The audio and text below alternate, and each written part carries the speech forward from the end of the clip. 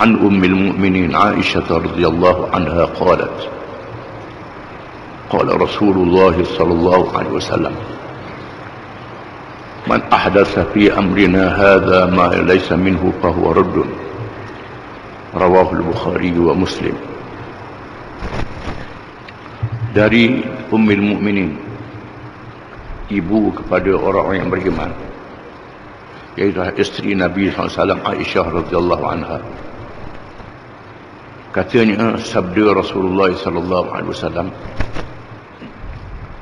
sesiapa yang mengadakan perkara baru yang direka-reka, yang tidak ada kena-mengena dengan ajaran agama kami, maka perkara itu ditolak. Hadis riwayat Bukhari dan Muslim. Hadis ini menunjukkan satu amaran daripada Nabi SAW yang akan berlaku di kalangan umatnya. Mereka yang mengada-ngada perkara baru yang tidak ada kena-mengena dengan agama Islam. Oleh kerana kebanyakan kita celak mata daripada ibu bapa yang beragama Islam, merasakan bahawa sudah cukup kerana kita ni baka Islam, sudah Islam, mendirikan sembahyang, ada harta banyak, maka kita pergi ke Mekah mengerjakan haji, umrah dan sebagainya. Cukup sekadar itu.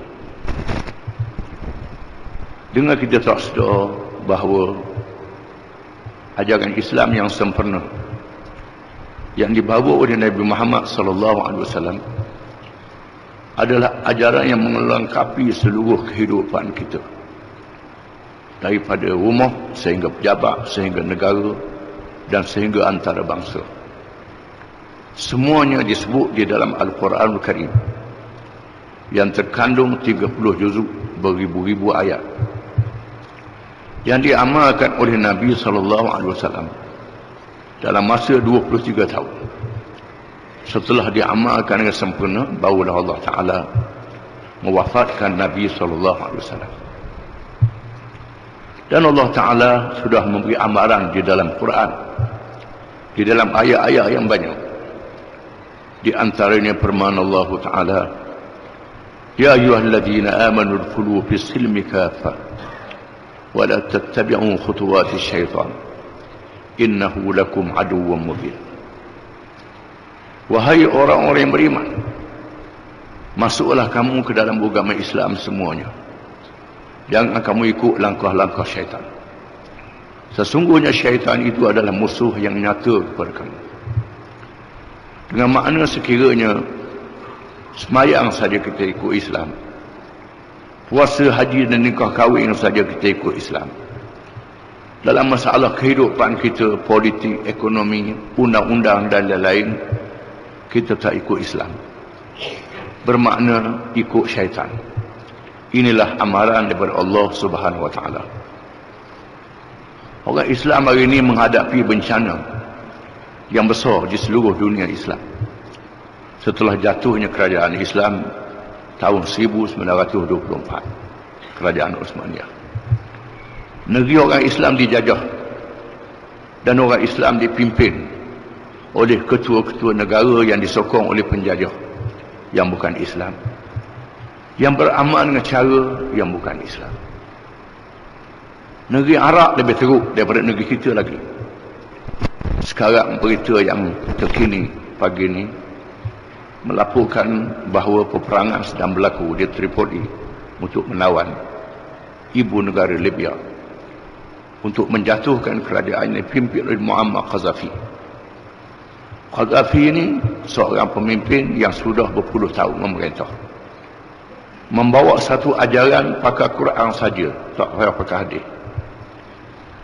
Ini satu ajaran yang mengarut. Beberapa bulan yang lalu dijatuhkan kerajaan Tunisia. Pemimpinnya Habib Bourguiba yang membuat kenyataan bahawa Quran adalah rekaan Nabi Muhammad SAW. Dan huru-hara sedang berlaku di Syria, dipimpin oleh Bashar Assad Presiden yang menganut ajaran Alawi, satu ajaran yang tak payah semayang, tak payah puasa, cukup dengan niat saja. Sedangkan seluruh rakyat adalah berpegang dengan ajaran Islam. Sudah berapa banyak ulama-ulama yang ditangkap, dipenjara dan dibunuh. Orang muda yang pergi ke masjid, yang dilihat kuat berpegang dengan agama akan ditahan. Ini bencana yang dihadapi oleh orang Islam yang disebut oleh Nabi SAW, yang merupakan satu cabaran yang sangat besar. Dan Nabi sudah memberi peringatan yang merupakan wasiat. Orang siapa yang buat perkara baru yang tidak ada dalam agama Islam, maka perkara itu ditolak. Bila perkara itu ditolak, bermakna Tuhan tak terima. Di hari kiamat, jawab dia masuk neraka, tak diterima oleh Allah Subhanahu Wa Taala.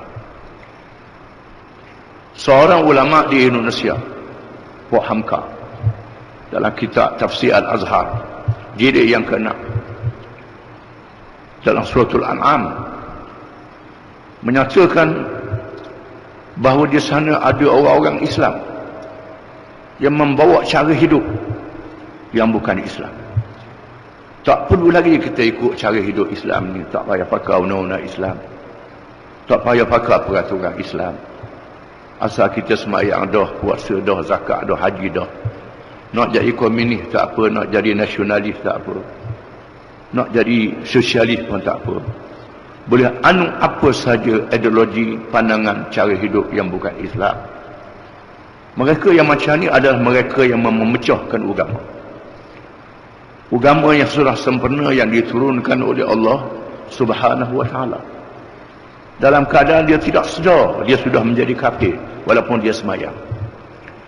Banyak di kalangan orang Islam merasakan jadi kafir ni bila masuk Yahudi, masuk Kristian, masuk agama Buddha, masuk Hindu, baru jadi murtad.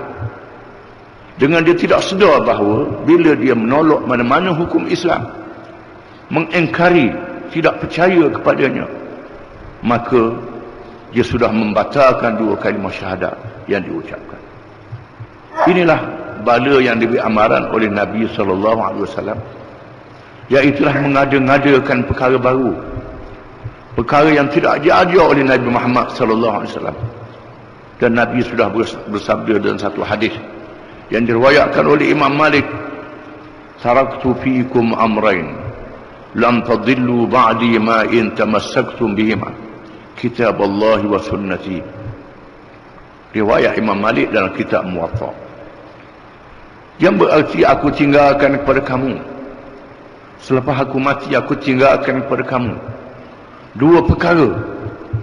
Sekiranya kamu berpegang dengan kedua-dua perkara ini, maka kamu tidak akan sesat sekali-kali. Iaitulah kitab Allah, yakni Al-Quranul Karim, dan sunnah ajaranku, hadis ajaran aku, yang mengajar bagaimana nak beramal dengan kitab Allah Subhanahu Wa Taala. Quran adalah wahyu daripada Allah yang diturunkan kepada Nabi Muhammad SAW, yang menjadi petunjuk dalam kehidupan kita, yang kita doa dalam tiap-tiap rakaat sembahyang, ihdinas siratal mustaqim, tunjukkanlah kepada kami jalan yang betul. Kemudian dalam surah yang kedua, Alif Lam Mim, zalikal kitabu la raiba fihi hudan lil muttaqin. Alif Lam Mim, kitab ini, kitab Quran ini tidak syak lagi memberi petunjuk kepada orang-orang yang bertakwa. Kemudian Nabi kita Muhammad SAW menerangkan bagaimana cara nak beramal dengan Quran yang ditunjuk oleh Allah Ta'ala. Nabi Muhammad mengajar dua kalimah syahadat, mengajar bagaimana membersihkan diri daripada najis, mengajar bagaimana pakaian tutup aurat, mengajar bagaimana nikah kahwin. Dan Nabi berhijrah ke Madinah, mengajar bagaimana memerintah negara, bagaimana menjadi hakim, bagaimana menjadi panglima tentera, bagaimana nak berdamai dengan musuh-musuh Islam, bagaimana nak berkira dengan semua kaum. Semuanya diajar oleh Nabi SAW.